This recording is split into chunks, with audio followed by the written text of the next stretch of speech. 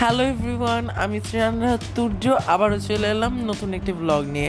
আজ আমি আপনাদেরকে দেখাবো কিভাবে খুবই স্বল্প টাকায় বিকালের নাস্তা পেট ভরে শেষ করা যায়।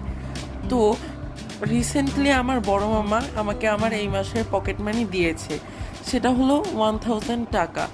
বাট এতগুলো টাকা পকেট মানি পাওয়ার পরও দুঃখের বিষয় হলো প্রতিদিন আমাকে আমার আম্মু মাত্র 50 টাকা নাস্তা খাওয়ার খরচ দেয়।